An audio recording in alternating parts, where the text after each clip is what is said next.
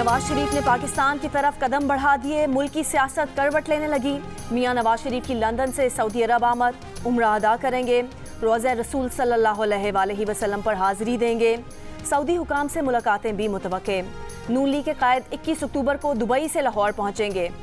मरीम नवाज कहती हैं सारे तजुर्बे फेल हो गए, एक ही तजुर्बा कामयाब रहा और वो है नवाज शरीफ। नवाज शरीफ अवाम को मुश्किलात से निकालने का हल बताने के लिए आ रहे हैं। मियांवाली के करीब गाड़ी नहर में गिरने से लोग गुलकार शराफत अली समेत 7 अफराद डूब कर जान बहाक।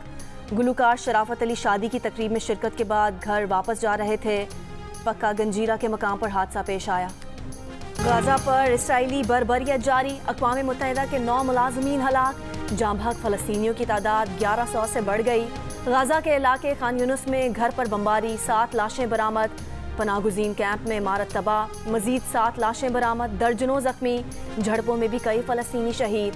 अस्पतालों में तिब्बी सामान कम पड़ने लगा। पूरे गाजा की बिजली बंद किए जाने से 20 लाख से ज़ायद शहरियों को दुश्वारी। ग़ज़ाई किल्लत का खदशा भी बढ़ने लगा। ईरान के सदर इब्राहिम रईसी का सऊदी वली अहद शहज़ादा मोहम्मद बिन सलमान से पहला टेलीफोनिक राब्ता। दोनों ने इत्तफ़ाक़ किया कि फ़लस्तीनियों के खिलाफ जंगी जराइम ख़त्म होने चाहिए। सऊदी वली अहद शहज़ादा मोहम्मद बिन सलमान का तुर्क सदर तैयब उर्दवान से भी टेलीफोनिक राब्ता। हमास ने एक ही रोज़ में मज़ीद 100 इसराइली मार डाले। हलाकतों की तादाद 1300 तक जा पहुँची, 3,2500 जख्मी। मीडिया रिपोर्ट्स के मुताबिक 6 रोज़ में हलाक इसराइली फ़ौजियों की तादाद 188 हो गई। हमास की कार्रवाइयों में अमेरिका ने अपने 22 शहरी मरने की तस्दीक कर दी। तल अवीव का बेन गुरियन एयरपोर्ट बंद। लबनान की मुज़ाहमती तंजीम हिज़्बुल्लाह ने इसराइली फ़ौजियों की चौकी उड़ा दी। खबरदार किया कि मुदाखलत की तो अमरीकी अड्डे भी निशाना बनेंगे। अमरीकी वज़ीर ख़ारजा आज इसराइल पहुँचेंगे।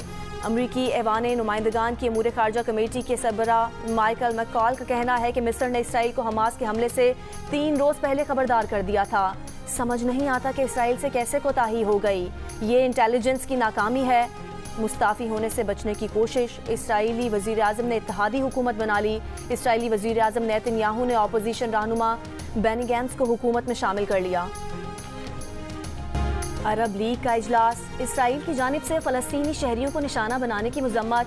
जंग बंदी, गज़ा की नाकाबंदी ख़त्म करने का मुतालबा। अक़वाम मुत्तहिदा की सलामती काउंसिल का इसराइल फ़लस्तीन तनाज़े पर इजलास आज होगा। 15 रुकनी सलामती काउंसिल का इतवार को बंद कमरे में इजलास हुआ था। अरकान के दरमियान शदीद इख्तलाफात सामने आए थे। फ़लस्तीनियों से गज़ा खाली करने के इसराइली मुतालबे पर रूस के सदर का शदीद रद्द-ए-अमल। कहा गज़ा फ़लस्तीन की तारीखी सरजमीन का हिस्सा है। फ़लस्तीनियों को गज़ा पट्टी से सुनियाई जाने का कहने से अमन नहीं आएगा। तर्जुमान चीनी वज़ारत ख़ारजा का भी कहना है कि सियासी तरीक़ों से फ़लस्तीन के मसले का फ़ौरी हल निकाला जाए। अमरीकी कौमी सलामती के मुशीर जॉन कर्बी ने लबनान से इसराइल पर रॉकेट हमले परेशान कुन करार दे दिए। कहा किसी दूसरी तरफ महाज खुलना इसराइल के हक में बेहतर नहीं। पार्लियामेंट का बनाया गया प्रैक्टिस एंड प्रोसीजर कानून सुप्रीम कोर्ट ने आईनी करार दे दिया। पार्लियामेंट का हक के कानून साजी तस्लीम। 15 रुकनी फुल कोर्ट ने 10-5 की अक्सरियत से फैसला सुना दिया। मास्टर ऑफ रोस्टर का तस्वुर खत्म। बेंच की तश्कील और मुकदमात मुकर्रर करने का सिर्फ चीफ जस्टिस का इख्तियार अब चीफ जस्टिस और 2 सीनियर तरीन जजेस पर मुश्तमिल कमेटी करेगी। अज़-खुद नोटिस लेने का सिर्फ चीफ जस्टिस का इख्तियार भी अब 3 रुकनी कमेटी को मुंतकिल। फुल कोर्ट ने मफाद आमा के तहत लिए गए अज़-खुद नोटिस यानी 184(3) के तहत मुकदमात में पार्लियामेंट का दिया गया अपील का हक आईनी करार दे दिया। 9 जजेस ने हक में, 6 जजेस ने मुखालफत में फैसला दिया। इत्तलाक उस दिन से होगा जिस दिन से कानून का इजरा हुआ था। कानून के इजरा से पहले माजी में 184(3) के तहत सुनाए गए फैसलों पर अपील का हक 8/7 से मुस्तरद कर दिया गया। जो पार्लियामान है हमारी दुश्मन नहीं है और यकीनन पार्लियामान हमें नहीं समझती हम उनके दुश्मन हैं, तो दोनों को साथ भी हम चला सकते हैं। दुनिया आगे जा रही है और हम लोग बस बाहर बहसों में पड़े हुए हैं। हम एक दूसरे की कदर, हम क्यों उनको मनफी तरीके से देखें। हम कह सकते हैं हाँ आपने कानून नेगेटिव इम्प्लीकेशन दें कि आपने गलत किया। भाई शुरू तो करें इस बात से कि आपने सही किया है। हाँ इसमें कोई गैर आईनी बात है वो हम देख लेंगे, उसको यहाँ तक ख़त्म कर दें। तो इतना हमें लड़ाने की कोशिश ना करें एक इदारे को दूसरे इदारे से। मैं तो कहता हूँ अंग्रेजी में पता नहीं उर्दू में कैसे कहेंगे, live and let live.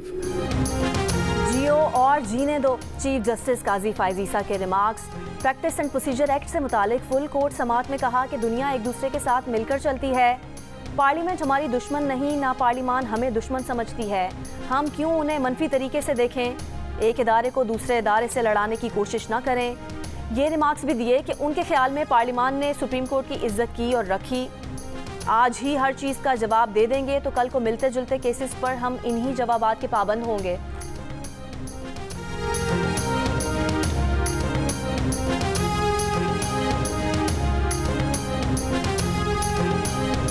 Tehreek-e Insaf के रहनुमा सेनेटर अली जफर ने supreme court practice and procedure act के हक में अदालती फैसले को दुरुस्त करार दे दिया।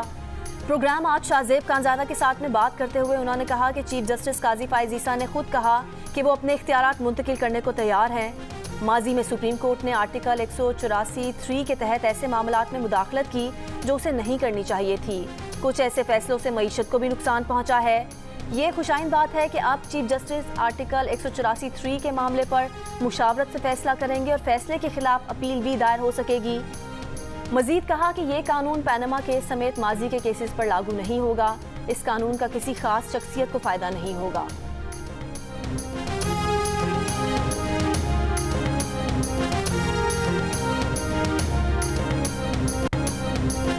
चेयरमैन पीटीआई की साइफर केस की कार्रवाई रुकवाने की दरख्वास्त। समाअत आज chief justice Islamabad high court Aamir Farooq करेंगे। सरदार लतीफ़ खोसा के जरिए दायर दरख्वास्त में कहा गया है कि 17 अक्टूबर को ट्रायल कोर्ट ने फर्द जुर्म आयद करने के लिए केस रखा हुआ है। साइफर केस की ट्रायल कोर्ट की कार्रवाई पर हुक्म इम्तना दिया जाए।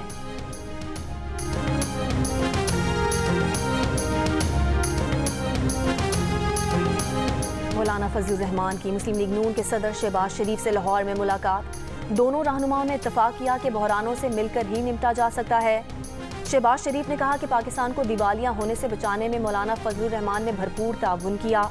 तमाम जमातों ने 16 माह में सियासत का नहीं सिर्फ रियासत बचाने का सोचा। मौलाना फजलुर रहमान ने कहा कि नवाज शरीफ की वतन वापसी पाकिस्तान के लिए अच्छी खबर है। सच बेनकाब हो चुका, नवाज शरीफ सियासी इंतकाम का निशाना बनाए गए।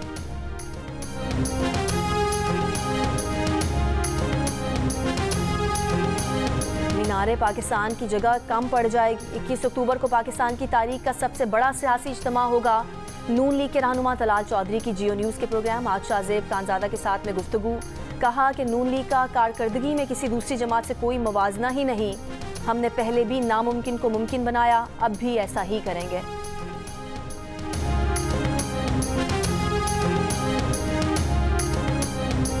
Chairman people's party Bilawal Bhutto Zardari ने कहा है कि मौसमियाती तब्दीली बहुत बड़ा चैलेंज है। पाकिस्तान को हालिया सैलाब में बहुत नुकसान हुआ। People's party human rights cell के तहत माहौलियाती तब्दीली के इंसानी हुकूक पर असरात पर कॉन्फ्रेंस से खिताब करते हुए कहा कि इंसानी हुकूक और क्लाइमेट जस्टिस पीपी का मंशूर है। साफ पानी, खुराक के हुसूल हर शहरी का बुनियादी हक है। हमें जिद्दत की तरफ जाना होगा। हमें मुस्तकबिल के चैलेंजेस की मनसूबाबंदी करना होगी। लेवल प्लेइंग फील्ड से महरूम रखा जा रहा है। तहरीक इंसाफ ने इलेक्शन कमीशन को चार्टर ऑफ डिमांड पेश कर दिया। 25 नुकात पर मुश्तमिल चार्टर में चेयरमैन पीटीआई की गिरफ्तारी, इंसानी हुकूक समेत दीगर उमूर उजागर किए गए। कहा गया कि नई हल्का बंदियों के शेड्यूल का ऐलान इंतखाबात की ताख़ीर की कोशिश है। इलेक्शन कमीशन 90 रोज़ की मुद्दत में इंतखाबी शेड्यूल जारी करे।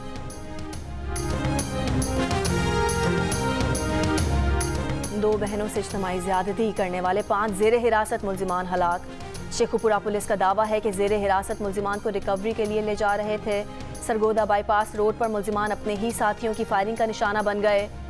मुल्ज़िमान पर 1 माह कबल दौरान डकैती 2 बहनों से ज़्यादती का इल्ज़ाम था। मेरी बेटी जो है ना स्कूल में टीचिंग करती थी, तो बच्ची ने पढ़ाना छोड़ दिया। वहाँ से धमकियाँ दे रहा है मेरी बेटी को ना, धमकियाँ दे रहे हो। मेरे बेटे को मार दिया। जो इंतकाल हुआ उसका 23 से 24 साल है सर, और जो जख्मी है उसका जो है ना 24-25 साल उम्र है उसकी। कराची के इलाके सुरजानी में फायरिंग करके एक भाई को कत्ल, दूसरे को जख्मी कर दिया गया। वालदा गम से निढाल कहती हैं वाक़े में फरीद नामी शख्स मुलव्विस हो सकता है। मुलजिम उनकी बेटी स्कूल टीचर को भी तंग करता था, जिस पर बेटी को नौकरी छोड़नी पड़ी थी। पुलिस ने डकैती मुज़ाहमत का शुबा जाहिर कर दिया।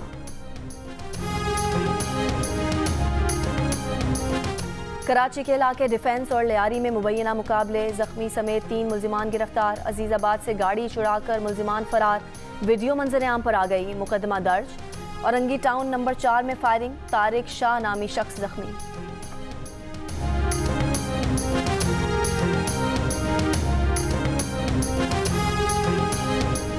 कानपुर से पुलिस पार्टी के अगवा को 24 से ज्यादा घंटे गुजर गए। एसएचओ समेत 5 एहलकारों को बाजियाब ना कराया जा सका। डीआईजी लाड़काना जावेद जिस्कानी का कहना है कि एहलकारों की बाजियाबी के लिए पुलिस और रेंजर्स का मुश्तरका ऑपरेशन जारी है। डाकुओं का मुतालबा किसी सूरत तस्लीम नहीं किया जाएगा।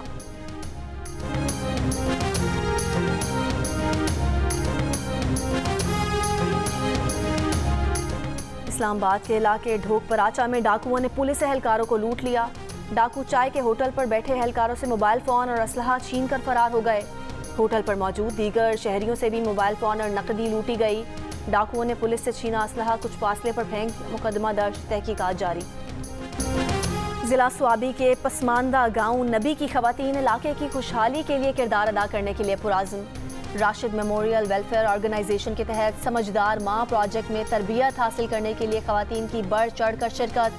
बच्चियों के लिए स्कूल और कॉलेज का भी क़याम। इल्म हासिल करेंगी, रोजगार भी मैसर आएगा।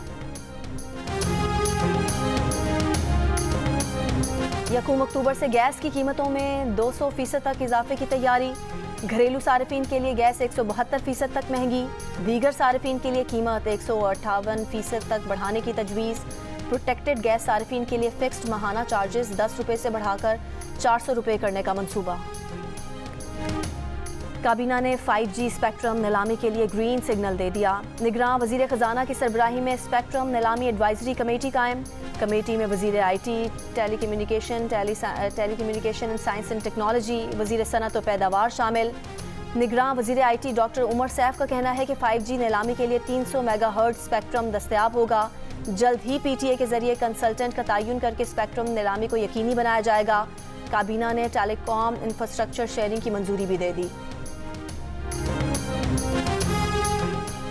परवाज़ें मनसूख और ताख़ीर का शिकार होने पर PIA जाग गई।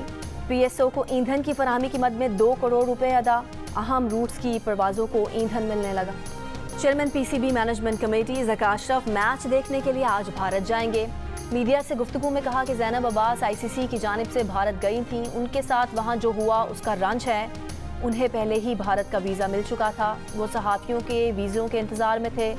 जे शॉ से बात हुई है, शायकीन के वीज़े जल्द जारी होंगे। लखनऊ के अंदर मैच है साउथ अफ्रीका वर्सेस ऑस्ट्रेलिया। दोनों बड़ी टीमें हैं। टॉस जीतकर, क्योंकि लखनऊ है, अदब आदाब का वहां ख्याल रखा जाता है। मेरे ख्याल से टॉस जीतकर दोनों टीमें कहेंगी पहले आप देखिए, मुझे लग रहा है पहले टीम बैटिंग करेगी। ठीक है। और मेरी प्रेडिक्शन है ऑस्ट्रेलिया है। ऑस्ट्रेलिया जीतेगी। और देखिए क्रिकेट स्पेशल प्रोग्राम हारना मना है मेज़बान ताबिश हाशमी के साथ वर्ल्ड कप के दौरान रोजाना रात 11:05 पर सिर्फ जियो न्यूज़ पर।